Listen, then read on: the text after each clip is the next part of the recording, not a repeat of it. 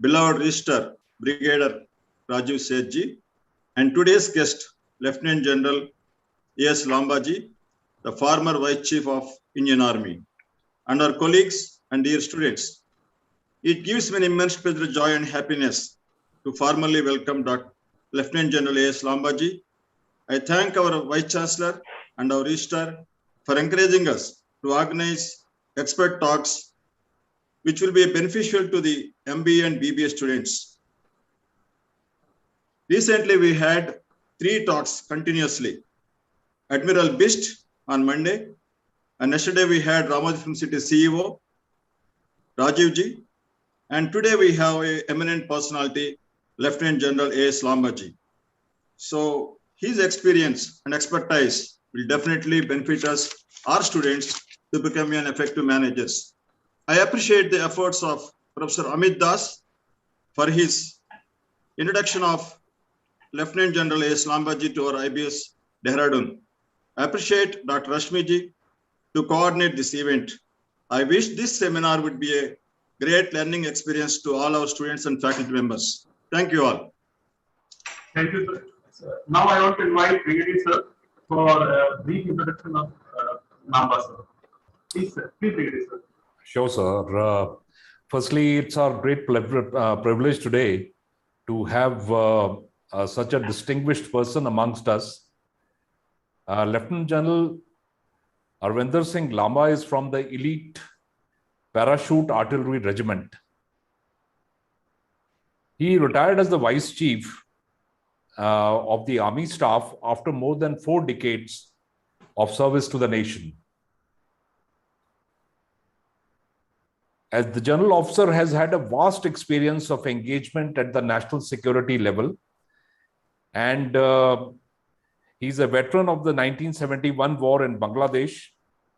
He has participated in major operations across the country, served in important command and staff appointments in various theaters and in various insurgencies across the country, as also in Sri Lanka.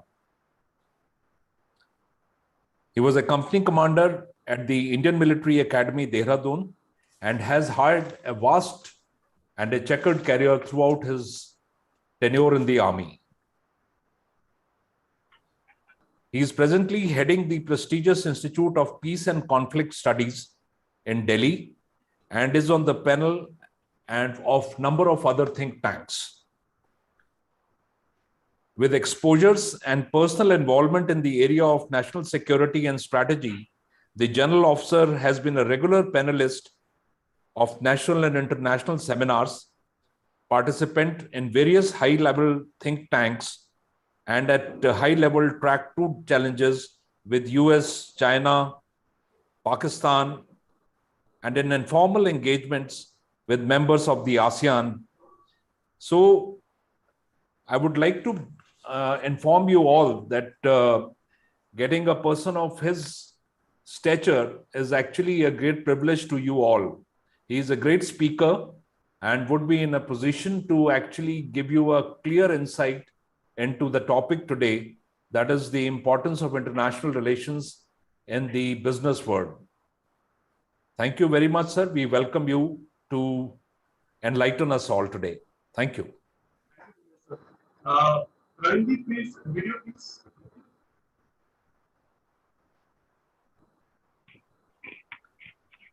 Amit, your voice is not coming.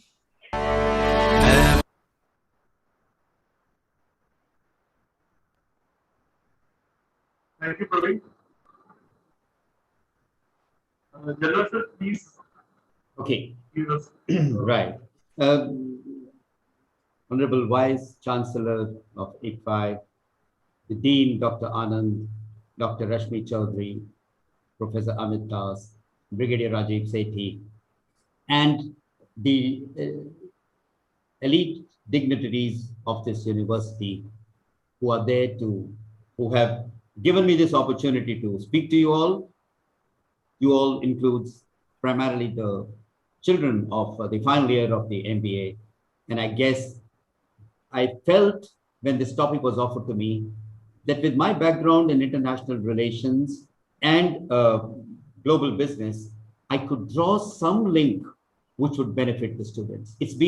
I've been seeing it from a diplomatic point of view, from a military diplomacy point of view, and everything else. So at the outset, I am extremely privileged to be with you all. And I think it's been a tremendous chance, not only to engage with you on this platform, but to set a new thought open for the students who are going to delve not only into business, but get on to managing environment of business in an environment that's not only challenged by global competition of business, but also a global competition in security, threats of security, something that's internal, external, etc. The relevance of this is to give you an insight of what would you expect tomorrow when you wish to develop international relations, when you understand international relations, and how would you see the perspective of growing business, of developing business in the future in this environment. Amit, can you take the next slide, please? First, relevance of international relations. Now, international relations, when you see on definitions, ranges from how state to state relations, nation to nation, country to country, relations that emanate from maybe just cultures, ideologies, military, civil, neighborhood, extended neighborhood, export, imports, business, trade, economy. But the dominant factor of international relations today that makes this talk relevant is the security perspective. Having done international relations abroad and had a perspective from United Kingdom of the world, including a bird's eye view over India and South Asia, I think I've restrained the perspective of international relations in three or four parts. First, disputes in international relations and how do they affect. Second, foreign policy, what are the trends and outcomes? And third is national security. In the first one, disputes in international relations, I think there's one more that has been missed out by me, is the one on strategic leadership. I think strategic leadership will set into role foreign policy trends and outcomes, how national security will impinge in this perspective of international relations, and how all of that put together will have implications of business, whether it's national business, business at regional level, or business at the global level. Next. So we take first the strategic leadership. This is extremely important. Well, I'll focus most of my conversations on India. That's where we will see all these challenges. And I will integrate it into our main adversarial relationships, our friends, our strategic allies, and how things will change with strategic leadership. 1947 onwards, in 1950, what we saw of the leadership then as our strategic leadership that evolved our new nation.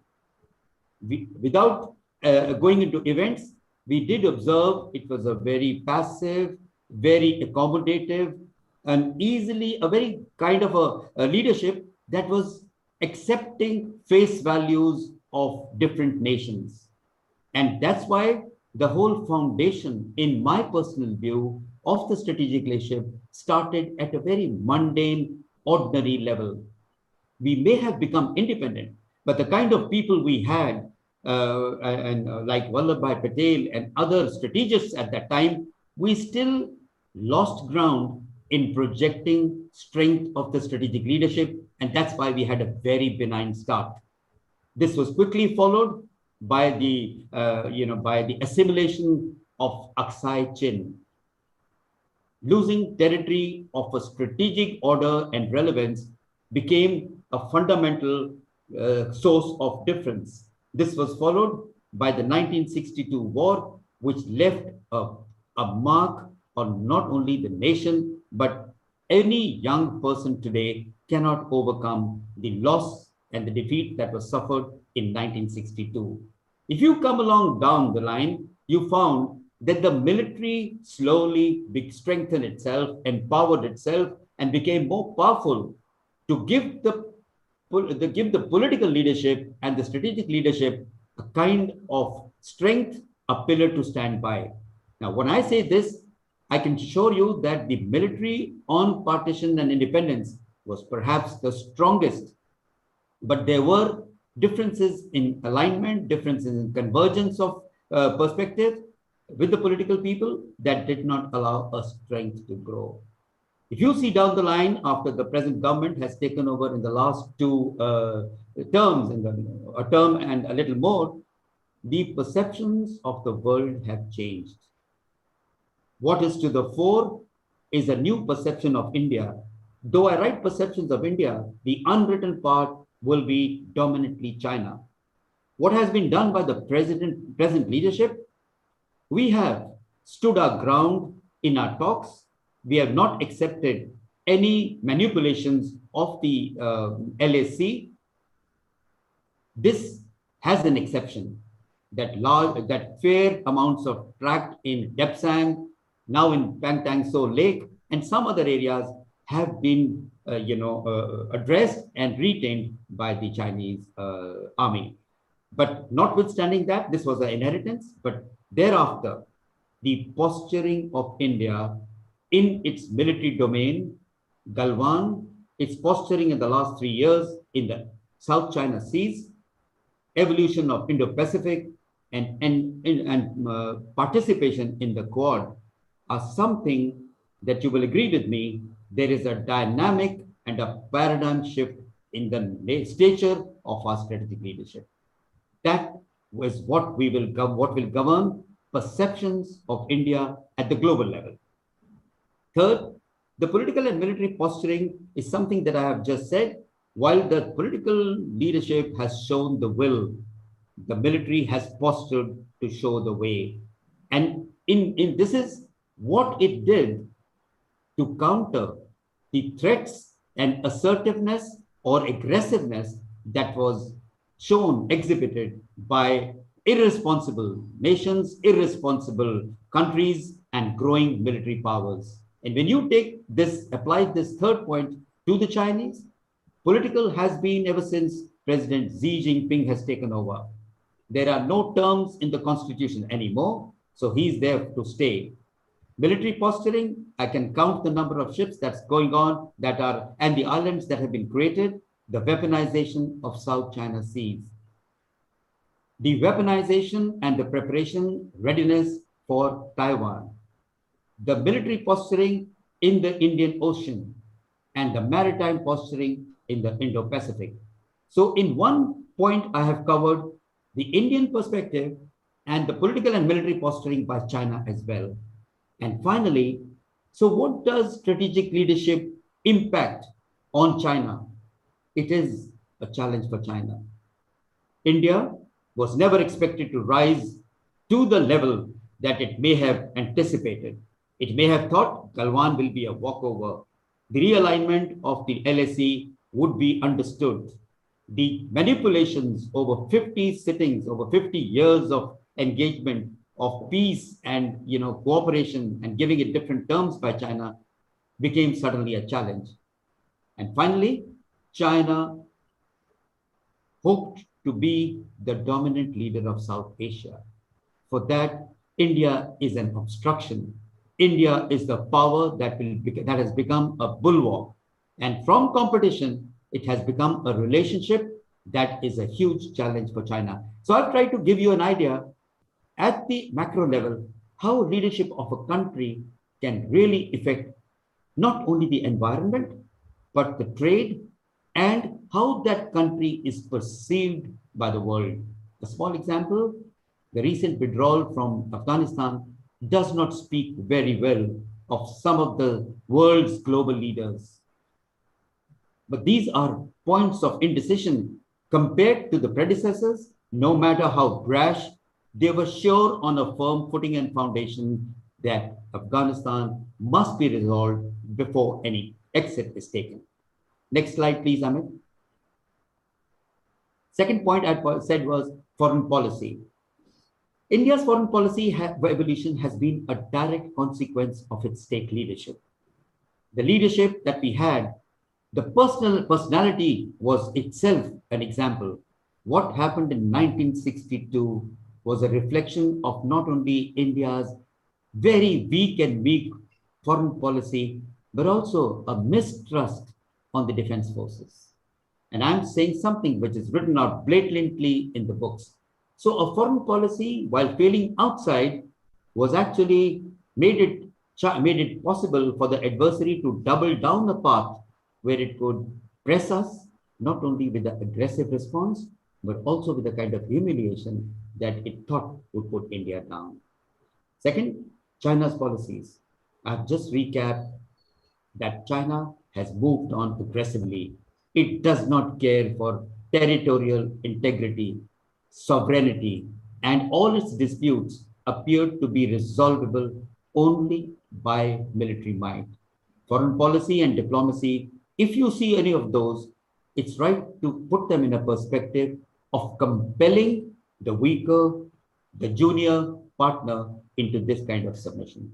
So if you see foreign policy, India's policy evolution has begun on a weak footing, but today, well, if the previous slide and my explanation of the strategic leadership is used as a backdrop, our foreign policy is really brilliant. With Mr. Jaishankar, whom we have functioned with while he was an ambassador in US, I met him there. When we visited China, he was the ambassador in China. The kind of policies that he has evolved, Middle East coming into the perspective of India from nowhere, the kind of impelling movements into Europe and European Union are a sea change. China's policies have been one of disruption. For example, North Korea, Pakistan, now into Myanmar, getting into Iran, speaks volumes of foreign policy of China. Third, I've deliberately drawn these three areas because foreign policy cannot be explained. It can be only understood with specific examples. India-China relationship is well understood. But when you factor India-China with Pakistan, the relations become more complex, more complicated. India has always had to be prepared for a two-front war. And this is where China and Pakistan relations become relevant. With China and Pakistan, actually, while in our visit to Pakistan, and I've had the unique privilege of meeting the Pakistanis in Pakistan in Lahore over 7 days, when we were doing some dialogues with them, we called Pakistan to their audience that you are a state extended paw of China. And your policies will only factor in the Chinese domain and outreach. You cannot claim to have any independent relations. And finally, on the other side is India's evolving relations with Asia, Southeast Asia, the Middle East, and Far East. So I've bracketed Asia and eastward, and I've deliberately not mentioned about the United States because we know enough about that. However, two words about the India-US relationship. The foreign policy in 2000, after the nuclear deal was signed, I think was a sea change. Mr. Manmohan Singh, the then Prime Minister, opened two gateways, the nuclear deal, and then he went on. He had done globalization in about 1990s. And I think that took us to a different level. That opened our foreign policy and international relations with much of Asia, Southeast Asia, Middle East, and Far East.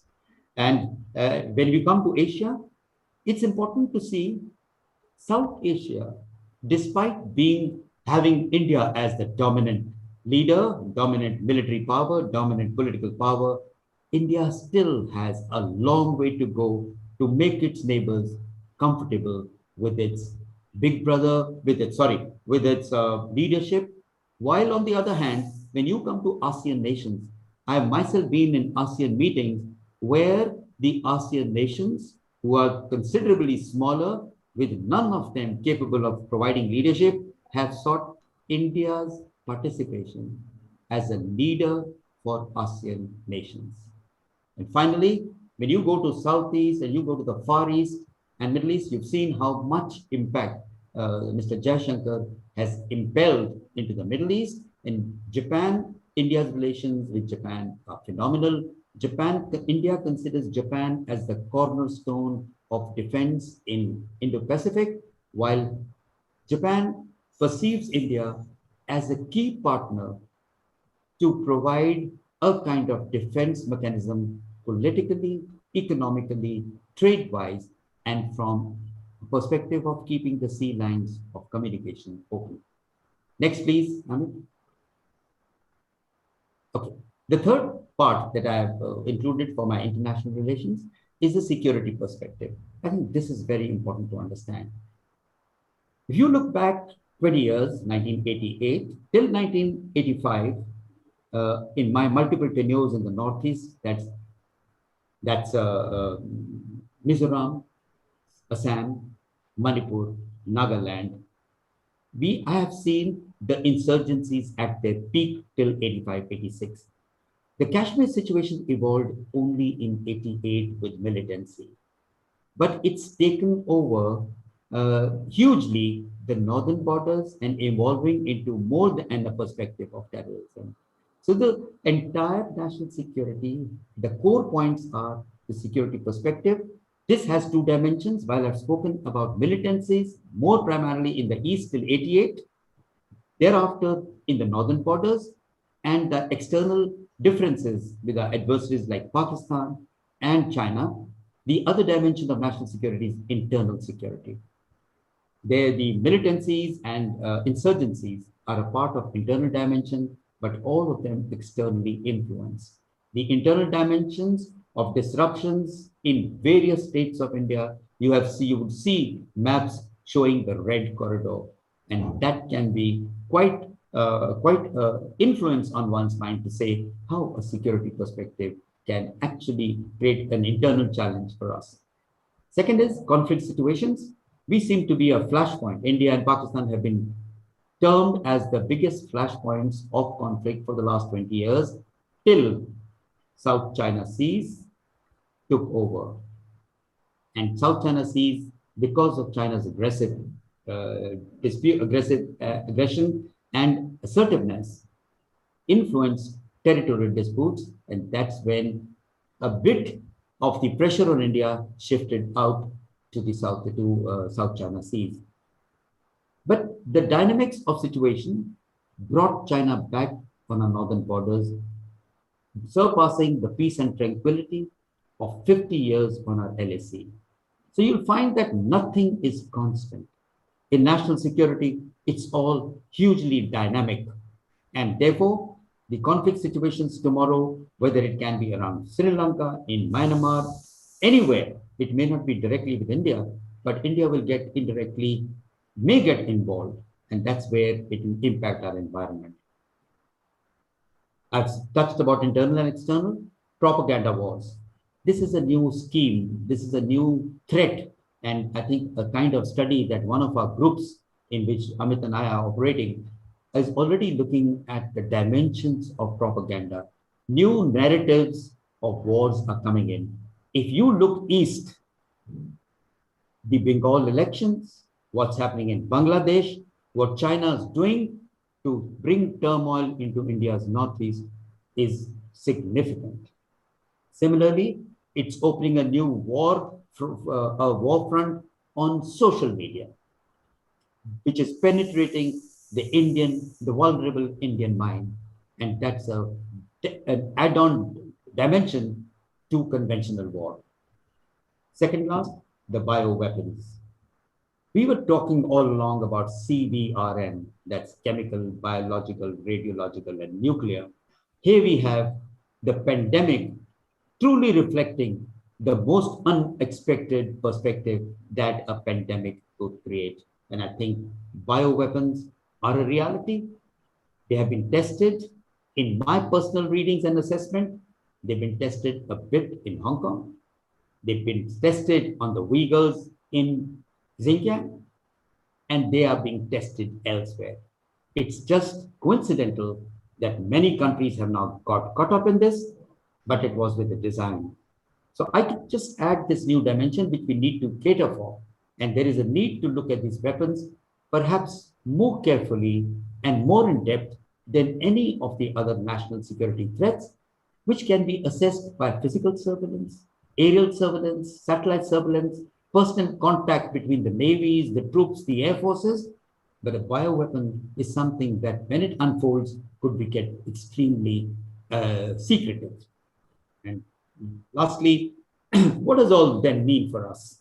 We need to have a proper national security. And why this point is important is the strategic leadership, the foreign policy I've discussed, ultimately culminate into a status of India's security strategy. It is what we must do, not only to secure our nation from external threats, but to keep the environment dynamic for economic trade, manufacturing, development, growth, and exports. So I think here it has a double connotation. Directly security, but more importantly for you all who would be looking at business perspectives, the security perspective, security strategy must give you a pathway, an environment that your actions of trade will not be hampered by security. And I have to mention something very interesting of my practical experience. You know, when I got out of service and I headed a think tank, part of 5, 6 more, it was a unique difficulty for me and many more to impel a thought, because in every discussion there would be economists and there will be military men, and I was perhaps there in a lot of these. I had to argue my way through that there are two tracks of international relationships. First, security, and second, economics and trade. No economist ever agreed with me, and they said economy first priority, economy second, economy third. Well, that's what they thought and actually acted upon. China's the trade deficits with China is a very clear example. Till 2 years back, if it was around 70 billion, it was probably 12 billion in favor of India and 58 billion in favor of China. And we were still carrying on with these mechanisms of security, putting together some kind of cooperation, and so on. It would not have worked at all. So I think today, economists, we have at least given them a rethought to study that if you cannot have the military or the security get a priority over economy and trade, at least put it at equivalence. Consider both perspectives, because when you invest in equipment and infrastructure of a country's origin, which is not a well-wisher for you or which sees a common threat in you, economic security, it's likely to pull the plug just when you need it. I'll give you a small example. 10, 15 years ago, the GPS itself, which is an American system, till the time India-US situation actually stabilized, well, people like us were well within our right to think when our missiles are launched, when our aircraft are launched, when our PGMs are launched, the entire GPS can be switched off, can go awry, is not in our control. And what would then happen? So I think, but it's changed a lot.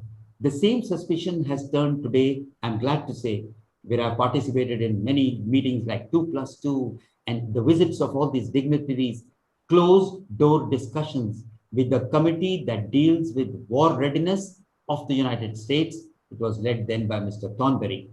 And so it's important to understand that all of this put together has to be seen and analyzed in our further analysis. Please go to the next slide. So having seen the components of international relations and how they would influence business, I evolved from those slides what the implications on business are. Firstly, conventional implications. You read any paper, there are 5, 7 I've just read through on the net. It always considered higher costs, higher trade, lower trade, exchange rates of currencies, ease of travel, and finally, ease of business. These are the visible, evident, or natural conventional implications. But what then changes where do the subject that I have tackled make a difference? The business policies can change. You've seen what's happened. the US and China relationship. The economic breakdown is definitely leading to a military breakdown. India-China's relationship, no matter on what scale this trade was, if you open this net after Doklam, every site will tell you no impact on economy and trade of India despite Doklam. And I disagree openly with that. That's a flawed statement. Nobody accepted, but if you see the trends today after Galwan, they've had an impact. China and Australia, I think some of the most glaring stances and positions taken by two countries. Australia, out of a very remote position, has come to the forefront. China and Japan China, Japan, and China, South Korea are the opposite of what I've discussed in the first three relationships. US and China, China, India, China, and Australia have something in common.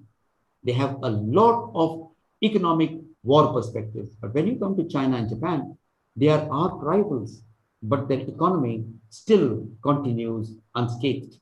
China and South Korea, and I am an eminent advisor to the to the embassy of South Korea. I wonder how such a scale of trade with China can still carry on.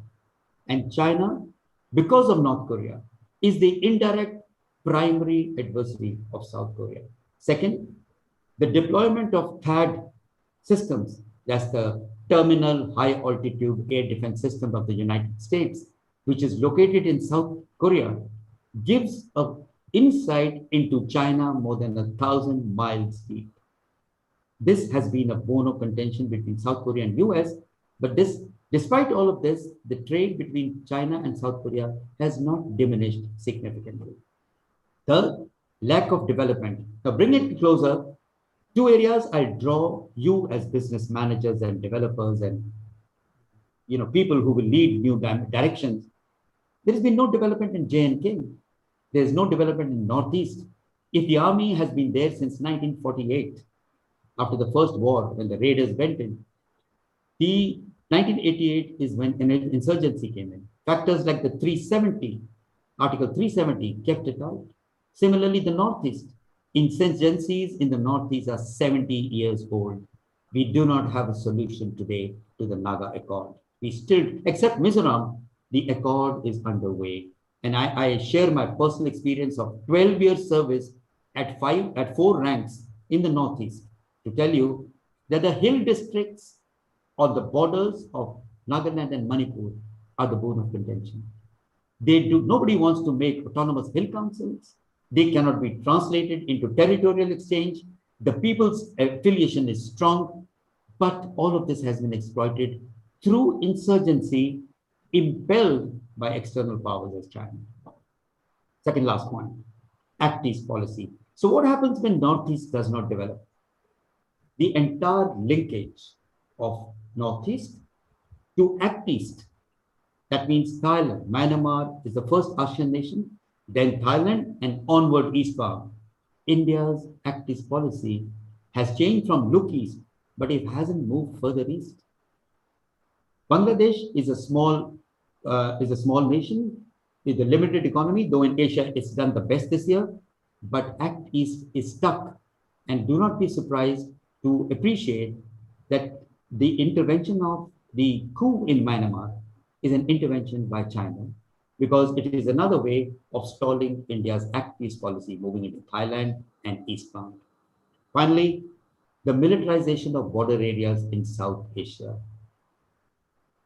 If you were to export, like we had Pakistan as the most favored nation at one time, if you were to export to Pakistan, Sri Lanka, Bangladesh, Myanmar, Nepal, Bhutan, and anywhere else, you would have, business would be really easy, lower costs, larger volumes, larger imports, larger exports, larger development, and people on the border areas would prosper.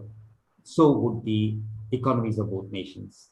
But the militarization, we have army deployed on the western border on an active basis. We are very careful because the intervention of China into now Nepal, I know that Lepu Lake is almost being converted into a frontline airbase. See the development in Lingchi and others opposite Arunachal Pradesh. See, Bangladesh, we have a border. It might be manned by BSF, but yet it's not an open border. With Myanmar, for all those who may not know, the kind of trade that we have with Myanmar is phenomenal through small borders, phenomenal for the last 60 years. And this has prospered because it's all been illegal trade. The moment you bring a legality to this trade, the volumes drop completely. So I think this is my last point on militarization of border areas. When you have no access to your immediate neighbors, your influence, your goodwill seems to be blocked by circumstances, and therefore you have to reach out to middle neighborhoods, to extended neighborhoods to be able to do business to the level you want. And all that becomes more costly, more, trade reduces, has a lot of contingency expenditures, and therefore reduces in scale and dimension. My last slide, please go on. Next, recommendations. So what do I have to say to you all who look into this arena very soon? Whether you become, after MBA, I don't know how many of you might still choose to go into the IAS because it has a very long age, liberal age group. You might go into politics. You might go into administrative services. Very few of you might enter into army at this stage. But please remember, as people, as responsible citizens, you must understand the following 5-6 aspects. The trade security policies. RCEP is just one example, which went so far but did not succeed. BIMSTEC is not totally trade-oriented, but still it has made an impact, a negative impact on the environment. We won't talk of the bigger ones, or bigger policy issues, wherein America stepped back and so on, but trade policies will be related to security. You will have to analyze the impact of both the interdependence of trade and security policies by countries who can throttle you, who can choke you to demand either a submission in terms of costs or a submission in terms of leadership. Second, need for our students to understand the threats and challenges. Is a small mistake. What are our threats and challenges? Because no war tomorrow, which has dimensions from cyber war onward or a bio war, your business is not going to be secure just because your borders are safe. Bio wars can come deep into Indian territory. Electronic warfare, cyber warfare can hurt banking systems. It can hurt systems of business and impel a lot of damage. Third, we have to evaluate the disruption in supply chains. We will have to contract our supply chains as far as production and exports are concerned. For imports and maintenance of heavy and technically advanced equipment, we will have to make sure that your supply chains have alternatives and are dynamic to shift. Just like we knew when the nuclear power was ultimately given, we know that there were big companies that were competing for participation in nuclear supplies. Need for industry, India to industrialize by large-scale business and effective management. Industrialization is an imperative if India is to succeed. Counter all disruptive models of business, like you have the Chinese way of doing business. You see, the scale may appear small, but it is very robust. It's very penetrative. In my last visit to the Xiaomi in a group of industries in China, the scale of their intervention in the last 4 years in India was unbelievable. And this happened in October 2019, whereafter Galwan happened in May 20. And indigenize production, we have to become self-reliant, Atmanirbhar. You will have to work to seek an industry which is stable by its indigenization, by its self-reliance, by its Atmanirbharta. I finish my talk there, but I will recap just one line to say, the route that I took was to converge in my analytics, the impact of security as part of international relations and so also foreign policy and strategic leadership into the impact of economy and therefore how the business environment will change. And you all would have to understand this, understand the depth, not only to address it or counter it, but to ensure that you have models that are unscathed by these models of aggressive business like the ones done by China and India. Thank you, Dr. Anand. I finished my talk here. We can go on to question answers or as you like. Thank you very much. Thank you, sir. Good morning. Good morning, sir. So can I ask the question? Amit, you can give them. Yes,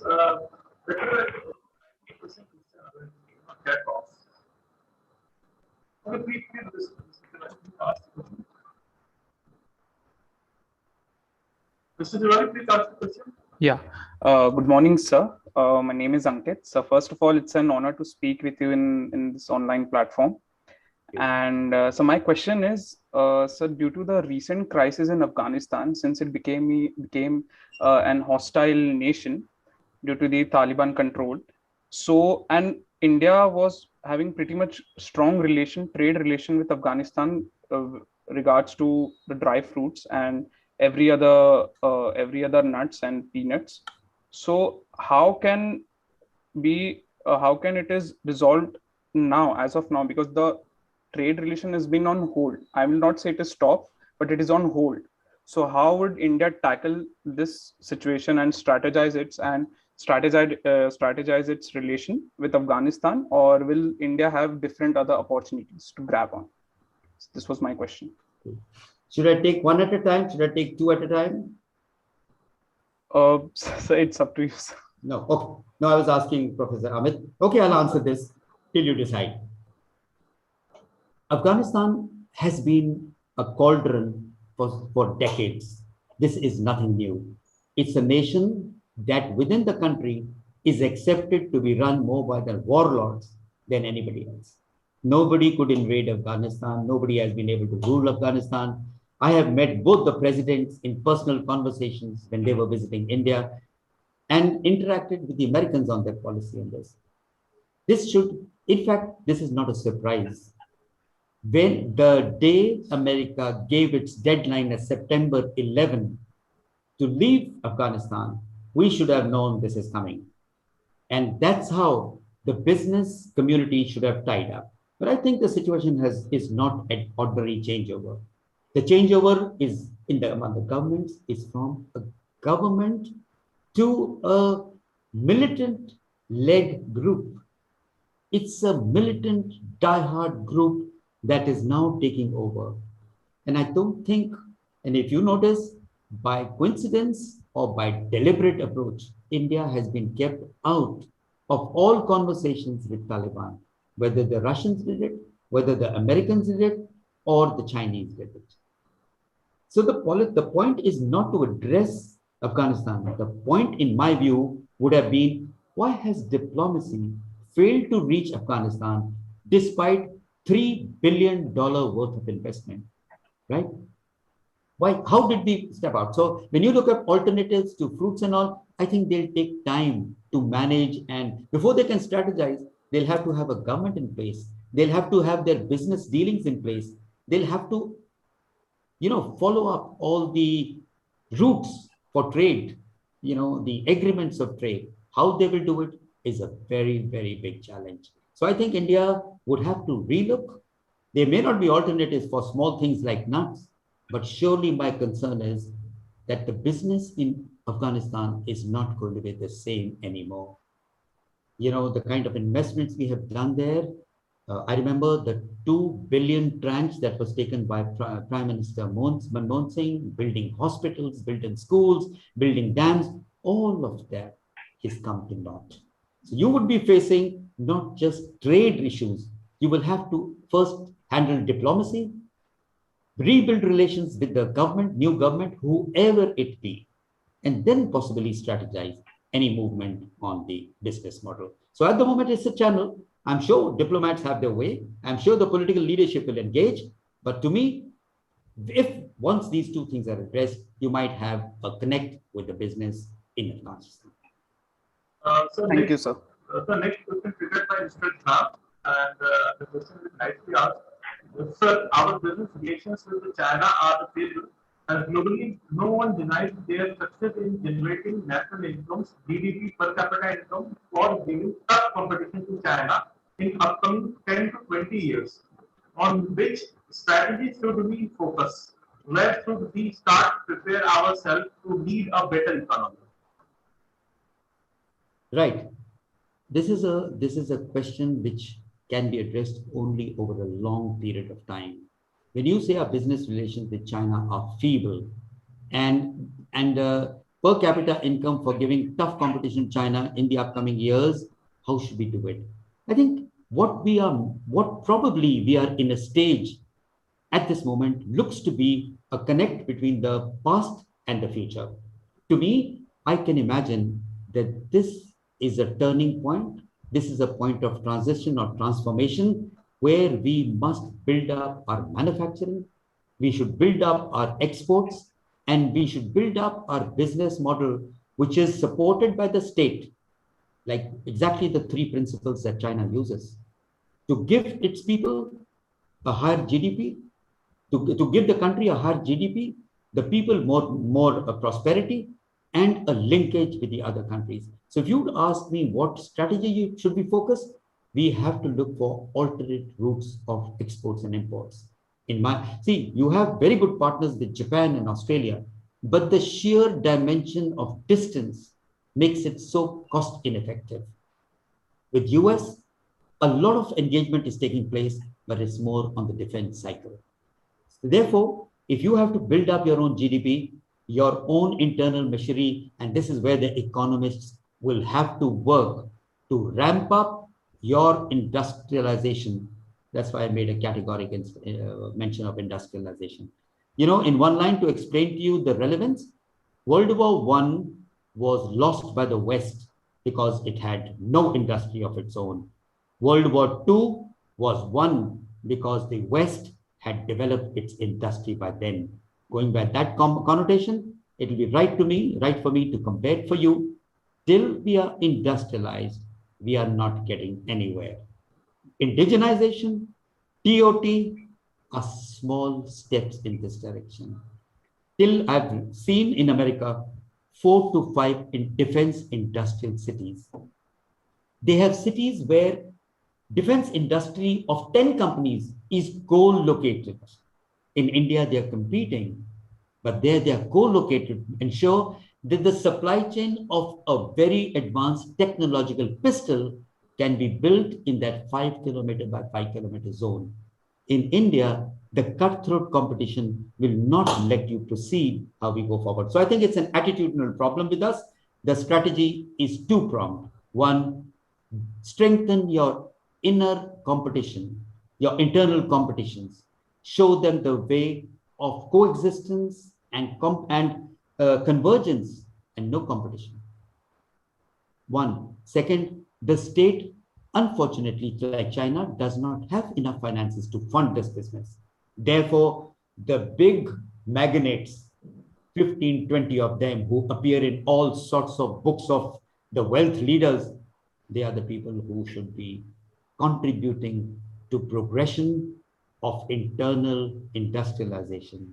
And finally, I think when the individual worker with a wealthy man, where will the economy come from? Where will the finances come from? And the good leadership alone can converge. That will be the 3 prongs of my strategy that I can suggest to you. Sir, next question, pointed by Mr. Praveen. It's a very interesting question for you, sir, since you are commanded the 4th largest army in the world.